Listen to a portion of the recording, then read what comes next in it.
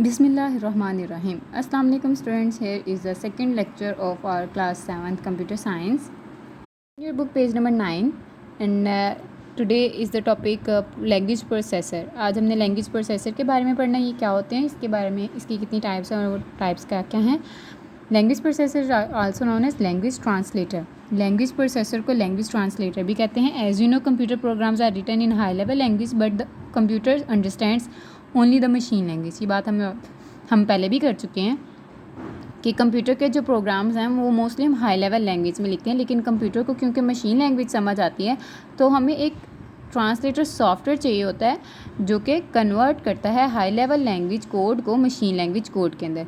When a program is fed into the computer, जब आप उसे कंप्यूटर में फीड करते हैं, language translator is automatically converts the program into machine language and check its syntax for और errors. ठीक है, जब आप उसे कंप्यूटर में फीड करते हैं और कंप्यूटर ट्रांसलेटर उसे ऑटोमेटिकली कन्वर्ट कर देता है मशीन लैंग्वेज में और चेक करता है कि इसमें किसी किस्म का कोई एरर तो नहीं आ गया.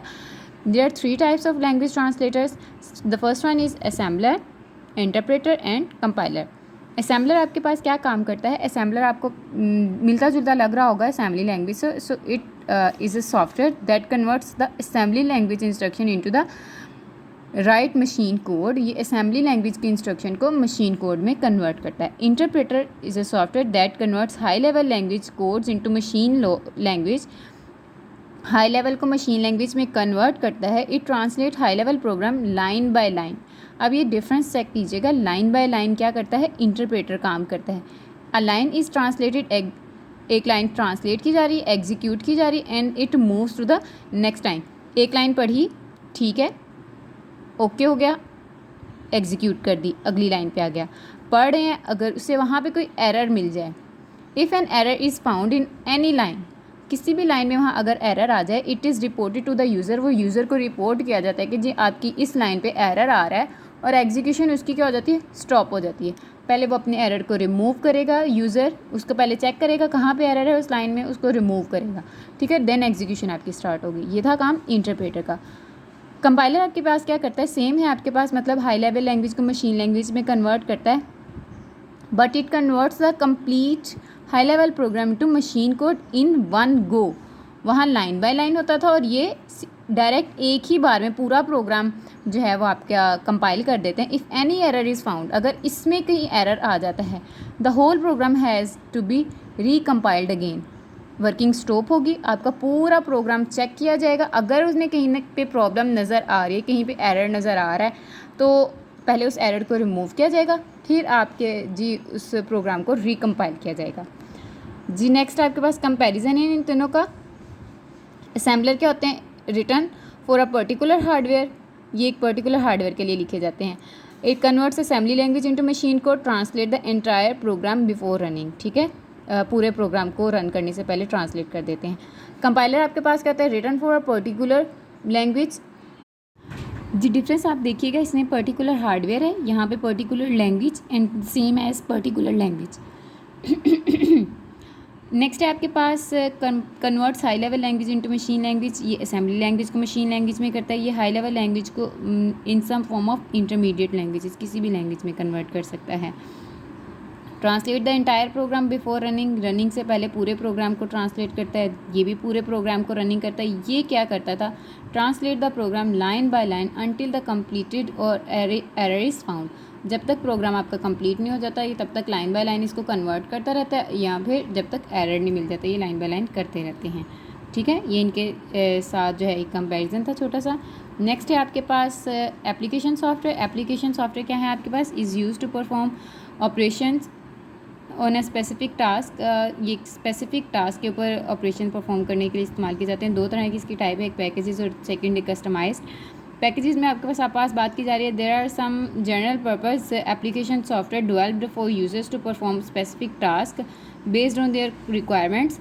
ठीक है, ये यूज़र की रिक्वायरमेंट्स पे होता है कि उसे किस तरह का जो सॉफ्टवेयर चाहिए उसको उस कैटेगरी में जाके डेवलप कर दिया जाता है. Such software are called application packages, उसे हम एप्लीकेशन पैकेजेस कहते हैं. Some packages are used on computer में भी इस्तेमाल किए जा रहे हैं. वर्ड प्रोसेसिंग आपके पास एक पैकेज सॉफ्टवेयर है, that is it is used to process text to create organize document, इसमें आप टेक्स्ट लिख सकते हैं ताकि आपके एक डॉक्यूमेंट तैयार किया जाए। फॉर एग्जांपल MS वर्ड आपने इस्तेमाल किया हुआ होगा कि MS वर्ड में जिस तरह हम टेक्स्ट बनाते हैं, अपना काम करते हैं, तो वो एक पैकेजेस सॉफ्टवेयर की एग्जांपल आती है। नेक्स्ट आपके पास इलेक्ट्रॉनिक स्प्रेडशीट। इलेक्ट्रॉनिक स्प्रेडशीट में आप क्या काम करते हैं जी? ये इस्तेमाल होता है in doing accounting and financial task.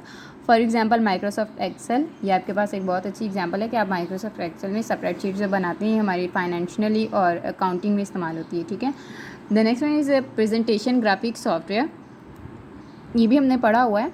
It is use to create presentations, ये प्रेजेंटेशंस बनाने के इस्तेमाल किए जाते हैं by including text, graphics, animation, sound and video, जिसमें आप टेक्स्ट, ग्राफिक्स वगैरह को लिख सकते हैं। ये आपके पास माइक्रोसॉफ्ट पावर पॉइंट की एग्जांपल में आता है।